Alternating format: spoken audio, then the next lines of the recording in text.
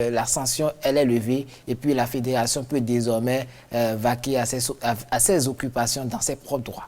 Oui, c'est un ouf de soulagement pour tous les pratiquants et tous les amoureux du fer rond au Bénin en particulier et en Afrique en général. Vous savez que la guéguerre n'apporte rien de bon. Les bonnes choses ne viennent jamais de là où il y a du bruit, il y a de la mésentente. Et ce n'est pas parce que nous sommes béninois et que c'est un compatriote qui dirige une confédération qu'il ne faut pas respecter les règles. Quand vous appartenez à une association internationale, vous êtes obligé de respecter les règles que cette association s'est dotée.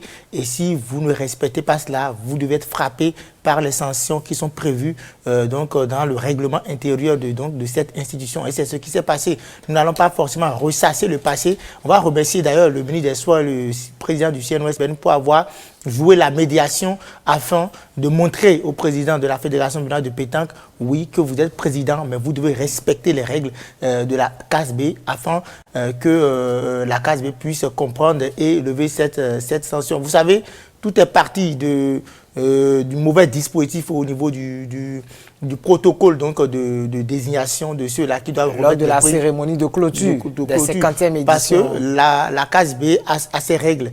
Et pour remettre donc les distinctions, il y a un certain nombre de personnalités. Et donc, tout est parti de là. La CASB a réagi. On n'a pas fait les pas nécessaires. On est suspendu, mais on a outrepassé les décisions de la CASB parce qu'on s'est dit, on est affilié à la FIPJP.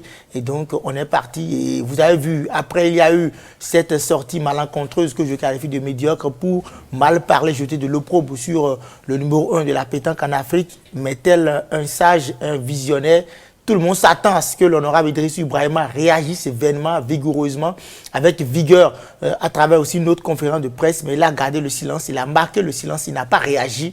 Et tout le monde a vu aujourd'hui que l'homme n'a rien de personnel contre Garba Yaya. Il n'a qu'un seul souci, que la pétanque se pratique dans les règles de l'art et que tout se fait dans les règles de l'art au niveau béninois, au plan africain. Quand les gens sont allés s'excuser, ont compris qu'ils ont tort et sont allés faire le pas, aujourd'hui, Garba Yaya a saisi cette main tendue et a fait parler son cœur. Moi, je tire une seule leçon. Et il faut que, quand on est grand, qu'on respecte son couloir, quand on est petit, qu'on respecte son couloir.